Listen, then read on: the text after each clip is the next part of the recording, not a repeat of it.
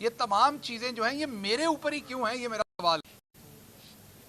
اس لیے آپ کو یہ آواز اٹھانی پڑے گی، آپ کو یہ بات کرنی پڑے گی، کیونکہ یہ کل کو پھر آپ کی آواز بھی بند کی جائے گی اگر آج میری کی جا رہی ہے۔ پہلی بات۔ دوسری بات، جو کل لاہور میں ہائی کورٹ نے ایک ریمارکیبل ڈیسیجن دیا ہے، we are all very thankful for that, whole nation is thankful for that. Actually میں تو یہ کہوں گا کہ وہ ایک لینڈ مارک ڈیسیجن اس لیے ہے کہ that decision is gonna write new history in Pakistani democracy. The reason is کہ ہم نے ہمیشہ نظر ضرورت پر فیصلے دیے، ہم نے ہمیشہ جب تلخ اور سخت فیصلے دینے کا وقت تھا، تلخ میں حقیقت کی وجہ سے کہہ رہا ہوں، تلخ حقیقتوں کی وجہ سے تلخ فیصلے دینے کا جب ٹائم تھا، اکثر اوقات ہم نظریہ ضرورت میں بہ گئے۔ آج اگر آپ کی عدلیہ آئین کے اوپر کھڑی ہے تو یہ بہت بڑی بددیانتی ہوگی کہ آپ اس عدلیہ کو اپریشیٹ نہ کریں۔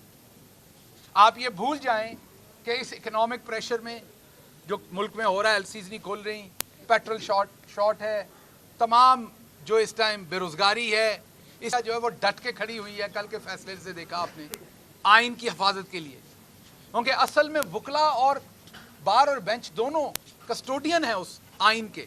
ویسے تو ہر پاکستانی کسٹوڈین ہے، یہ تمام کیمروں کے پیچھے کھڑے لوگ اور آپ صحافی بھی اسی آئین کے کسٹوڈین ہیں۔ لیکن ایک بات یاد رکھیے گا، سب سے جو میں یہ کہوں گا جن کا سب سے زیادہ امپورٹنٹ رول ہے وہ عدلیہ، بینچ اور بار ہے، اور انہوں نے اپنا فرض نبھا کے دکھایا ہے۔ وہ بھلے اسلام آباد ہائی کورٹ بار ہو، اس کی پٹیشن آپ کے سامنے سپریم کورٹ میں پڑی ہو، بھلے وہ ملک کے سب سے بڑے صوبے کی سب سے بڑی عدالت کی کل رات کی ججمنٹ ہو، دونوں جگہوں پر وہ آپ کے the court is trying to ensure to protect your fundamental rights جو پاکستان کے کانسٹیٹیوشن نے آپ کو دیے ہیں۔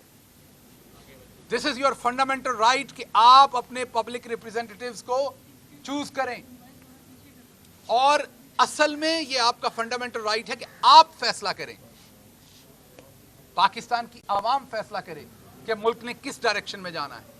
آپ نے کوئی جنگ لڑنی ہے، آپ نے نہیں لڑنی، آپ نے اکنامک پالیسی میں ٹیکس زیادہ دینے ہیں، آپ نے کم دینے ہیں، آپ نے آئی ایم ایف میں جانا ہے، کس طرح سے جانا ہے، آپ نے اپنے ہاں خواتین کی ایجوکیشن پہ کتنا پیسہ خرچ کرنا ہے، بچوں کی ایجوکیشن پہ کتنا پیسہ خرچ کرنا ہے، آپ نے جو میڈیا کے لوگ شہید ہو جاتے ہیں ان کے لیے آپ نے کیا پالیسی بنانی ہے، جو ہماری بہادر افواج کے جوان اس ملک کی حفاظت کرتے ہوئے اس ملک کے چپے چپے پر اپنا لہو دے کر اس ملک کو پروٹیکٹ کر رہے ہیں، شہید ہو رہے ہیں، ان کی فیملیوں کے لیے آپ نے کیا اسٹریٹجیز بنانی؟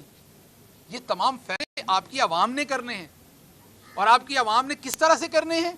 اس نے اپنے ریپرزینٹیٹیو چن کے پارلیمنٹ میں بھیجنے ہیں۔ انہوں نے وہاں اس لیے نہیں بھیجنے کہ وہاں پر جس طریقے سے آپ نے سندھ ہاؤس میں خرید و فروخت، اس لیے تو نہیں چنے جاتے۔ یہ کوئی بھیڑ بکریاں تو نہیں چنتی عوام کہ جو جا کے اپنے وزن کے حساب سے، میں پولیٹیکل وزن کی بات کر رہا ہوں، اپنا ریٹ لگوائیں، کوئی 4 کروڑ لے، کوئی 5، کسی کا راتوں سے ضمیر جاگ جائے، سویا ہو صبح اٹھے تو اس کا ضمیر بھی ساتھ جاگا ہوا ہو کہ جی اب عمران خان برا ہو گیا ہے، اب فلاں برا ہو گیا، فلاں۔ کم از کم میں نے کبھی تعریف نہیں کی، لیکن آلدو کہ ان کو باجی کی طرف سے بڑی ڈانٹ پڑی ہے ہمارے بھائی کو، کیپٹن صفدر صاحب کی تعریف بنتی ہے کہ انہوں نے ببانگ دوہل کہا ہے کہ مسلم لیگ نون نے جو پٹی ہوئی سیاست کی ہے پچھلے دنوں میں، جو انہوں نے کمپرومائزز کیے ہیں آئین پہ، اخلاقیات پہ، ان کمپرومائزز کی وجہ سے ووٹ کو عزت دو کا جو نعرہ تھا اس کی بے توقیری کر دی ہے، وہ پٹ گیا، اس کو خراب کر دیا ہے۔ سو صفدر صاحب نے کم از کم یہ چیز کہی ہے اور لوگوں کو بھی کہنی چاہیے۔ شاید حقان عباسی بھی دبے چھپے الفاظ میں یہ کہہ رہے ہیں، مفتاح اسماعیل بھی یہ بات کہہ رہے ہیں، یہ کیوں ہو رہا ہے؟ عوام کو عمران خان شعور دے چکے ہیں، اب عمران خان کی اس بات کے اوپر عوام بات کر رہی ہے، عوام یہ سوال پوچھ رہی ہے۔ تو جب تک ہمارے فنڈامنٹل رائٹس پروٹیکٹ نہیں ہوں گے ہمارا ملک آگے نہیں جائے گا۔ اس کے ساتھ ساتھ میں یہ بات کروں گا، یہ موقع نہیں ہے ایک دوسرے کو برا بھلا کہنے کا۔ میں یہ بات اس لیے کہہ سکتا ہوں کہ میں نے زخم کھائے ہیں نا، میں تیار ہوں آگے بڑھنے کو ملک کی بہتری کے لیے، ये जो कुछ हुआ इसको यहीं छोड़िए, फ्रेश इलेक्शन में जाइए, जो जीते उसे फैसला करने दीजिए। तमाम जो स्टेक होल्डर्स हैं वो इस कौम के तमाम लोग बेटे हैं, एक जैसे बेटे हैं, तमाम एक दूसरे के हाथों में हाथ डालें, फ्रेश इलेक्शंस में अवाम को मैंडेट दें कि वो चूज करें, जो अवाम चूज करे उस फैसले को बर्दाश्त करें और मुल्क की अगली 5 साल की जो असेंबली है उसको चलने दें और वो फैसले करे। वो किसी पार्टी से भी हो सकती है। सो इस टाइम आगे बढ़ने का वक्त है, इस टाइम लड़ाइयां लड़ने का वक्त नहीं है आपस में। इस टाइम हम आगे बढ़ेंगे तो बात बनेगी। और दूसरी बात यह है कि अगर हम आपस की लड़ाइयों में रहेंगे, चलें लड़ाई वर्ड गलत हो जाता है, इख्तलाफात में रहेंगे, तो इससे किसको फायदा हो रहा है? हमारे जो अजली दुश्मन है हमारे मुल्क के, उनको फायदा हो रहा है।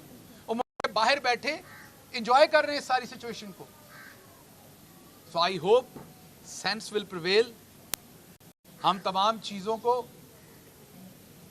कौमी, हमारी जो कौमी यगानगत है, हमारी जो हुब्बुल वतनी है, हमारी जो हमें जो कायदे आज़म रहमतुल्लाह अलैह ने एक लड़ी में परोया था, हम उन चीज़ों को सामने रखते हुए एक नया सोशल कॉन्ट्रैक्ट करते हैं एक दूसरे से, और जो हमसे पीछे गलत हुआ उसको भूलते हैं और आगे चलते हैं ताकि आम आदमी की ज़िंदगी में कोई आसानी हो सके, आम आदमी कुछ बेहतरी का काम कर सके। इसलिए जब तक हम अपने फंडामेंटल राइट्स को प्रोटेक्ट नहीं करेंगे, हम तो ऐसी लड़ाई में पड़े हुए हैं, यहाँ पे माइनॉरिटी की तो कभी बात ही नहीं होती। यहाँ तो मेजॉरिटी अपने आप को माइनॉरिटी समझती है। अभी तो हमने माइनॉरिटीज़ के लिए करना है, हमने अपनी खवातीन के लिए काम करना है, हमने अपनी दूसरी तमाम चीज़ों, ऐसी चीज़ें जिनके ऊपर जिसको सो कॉल्ड महज़ब दुनिया कहा जाता है, वो जितना काम कर चुके हैं, हम तो उसके अशरे अशीर भी नहीं हैं। तो इसलिए जो आईने पाकिस्तान कहता है कि सबसे पहले हाकमियत आला अल्लाह रब्बुल इज़्ज़त की ज़ात के पास है, और वो अथॉरिटी अल्लाह रब्बुल इज़्ज़त की इस्तेमाल करती है दी हुई पाकिस्तान की आवाम, अपने रिप्रेजेंटेटिव्स को चूज़ करके मुल्क की पॉलिसी बनाई जाती है। आइए उस तरफ आएँ, उसी में बका है। सबकी आवाज़ खोलें, आवाज़ किसी की बंद ना करें, सबको बात करने दें और एक दूसरे की बातों से इतने खाइफ हो जाएं कि एक दूसरे के गद्दारी के हम पर्चे दर्ज कराएं, और वो तमाम लोग जिनके खून का एक एक कतरा इस मुल्क के लिए है, जब आप उनको गद्दार कहते हैं, उनको गद्दारी का लेबल देते हैं, तकलीफ होती है, परेशानी होती है उनको इस बात की। पॉलिटिकल डिफरेंसेस में आपको भैंस चोरी का पर्चा कर लें, साइकिल चोरी का कर लें, चले इंसान उसको भुगतता है, निकल के आ जाता है, लेकिन ये जो आप गद्दारी का टाइटल देते हैं, ये तकलीफ दे होता है किसी भी सिटीजन के लिए। ना ये आइंदा होना चाहिए, ना ये अब होना चाहिए। कोई सवाल आज? एक तरफ तो आपको मीडिया ब्लैकआउट का सामना करना पड़ा है, दूसरी तरफ आप इस पार्टी के सीनियर रहनुमा थे, हर मीटिंग में नजर आते थे, लेकिन अब कुछ इस तरह लग रहा है कि पार्टी की तरफ से भी आपको ब्लैकआउट किया जा रहा है कि आप पार्टी की किसी मीटिंग में मौजूद नजर आते हैं, ना तो आपकी जब भी प्रेस कॉन्फ्रेंसेज होती हैं पार्टी रहनुमाओं की, बड़े जो प्रेस कॉन्फ्रेंस करते हैं उसमें भी आप अगर मौजूद बात करें तो वो भी वहाँ से चले जाते हैं। तो क्या मसला है मीडिया ब्लैकआउट की पार्टी क्या अब आपकी तरफ से जो है वो छोड़ती जा रही है? देखिए, इसको मैं 2 हिस्सों में इस सवाल का जवाब दूँ। पहला हिस्सा तो ये है कि ये तो तकरीबन पूरे पाकिस्तान को पता है, आप इस्लामाबाद में रहने वाले लोगों को पता है कि शहबाज गिल थोड़ा सा डिफरेंट स्पीशी था, अच्छा था, बुरा था, डिफरेंट था और डिफरेंट है, ये आप सबको पता है। शहबाज गिल इस पॉलिटिकल कल्चर का अमूमी हिस्सा नहीं था ना। शहबाज यहाँ पर अक्सर कहते मैंने तनख्वाह नहीं ली, लेकिन तनख्वाह ना लेके वो और जो कुछ लेते हैं ना हुकूमत में रह के, वो आपका तसव्वुर भी नहीं।